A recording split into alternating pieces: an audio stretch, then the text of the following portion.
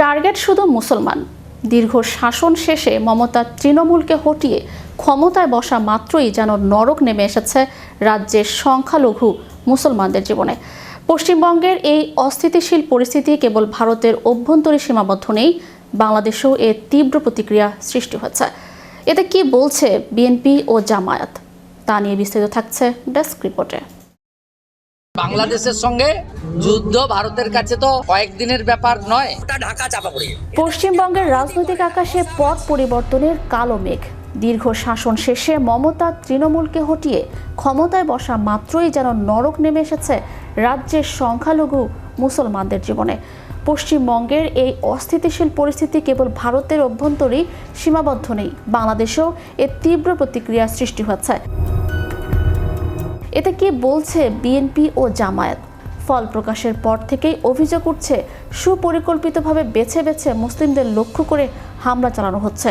Social মিডিয়ায় ছড়িয়ে পড়া ভিডিওগুলোতে দেখা যাচ্ছে উগ্র স্লোগান দিয়ে লাঠি সোঁটা ও ধারালো অস্ত্র নিয়ে ঘরবাড়ি ও ব্যবসা প্রতিষ্ঠানে চড়াও হচ্ছে দুর্বৃত্তরা। বহু এলাকায় মসজিদের উপর হামলার খবর পাওয়া যাচ্ছে। প্রত্যক্ষদর্শীদের মতে এই ধ্বংসযজ্ঞ 2002 সালের গুজরাট দাঙ্গার সেই ভয়াবহ স্মৃতিকে মনে করিয়ে দিচ্ছে। অভিযোগের আঙুল উঠেছে পুলিশ ও কেন্দ্রীয় বাহিনীর দিকেও। অভিযোগ যে তারা এই তাণ্ডব চলাকালীন কেবল নীরব দর্শকের ভূমিকা পালন করছে। পশ্চিমবঙ্গের এই অস্থিতিশীল পরিস্থিতি কেবল ভারতের অভ্যন্তরীণ সীমাবদ্ধ নেই, প্রতিবেশী দেশ বাংলাদেশেও এর তীব্র প্রতিক্রিয়া সৃষ্টি হচ্ছে।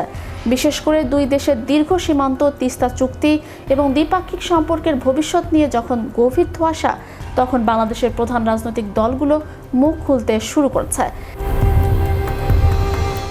জাতীয় নাগরিক পার্টি দলটির মুখপাত্র আসিফ মাহমুদ স্পষ্ট জানিয়েছেন, পশ্চিমবঙ্গের এই রাজনৈতিক পথ পরিবর্তন সরাসরি প্রভাব না ফেললেও নির্বাচনের আগে ভারতীয় নেতাদের বাংলাদেশ ও মুসলিম বিরোধী মন্তব্য দুই দেশের সুসম্পর্কের জন্য ইতিবাচক নয়। বাংলাদেশ জামায়াত ইসলামী দলের সেক্রেটারি জেনারেল মিয়া গোলাম পরোয়ার ভারতের কথিত ধর্মনিরপেক্ষতা নিয়ে প্রশ্ন তুলেছেন। তিনি বলেন, উগ্র হিন্দুত্ববাদী আদর্শ আজ ভারতের সংবিধানকেই হুমকির মুখে ফেলেছে। সংখ্যালঘুদের উপর এই নির্যাতন বন্ধ না হলে প্রতিবেশী হিসেবে বাংলাদেশও নিরাপদ বোধ করবে না। বাংলাদেশ জাতীয়তাবাদী দল বিএনপি দলের সিনিয়র যুগ্ম মহাসচিব রুহুল কবির রিজভী এই পরিবর্তনকে গণতান্ত্রিক বললেও স্মরণ করিয়ে দিয়েছেন যে প্রতিবেশী হিসেবে বাংলাদেশের স্বার্থ ও ন্যায়সঙ্গত পাওনা কোনোভাবেই ক্ষুণ্ণ করা চলবে না। পররাষ্ট্র প্রতিমন্ত্রী শামা ওবায়েদ এক কূটনৈতিক বার্তায় জানিয়েছেন, সরকার পরিবর্তনের চেয়ে বড় কথা হলো তিস্তা ও অন্যান্য অমীমাংসিত ইস্যুগুলোর সমাধান। বাংলাদেশ দ্বিপাক্ষিক স্বার্থ রক্ষায় আলোচনার ধারাবাহিকতা বজায় রাখবে।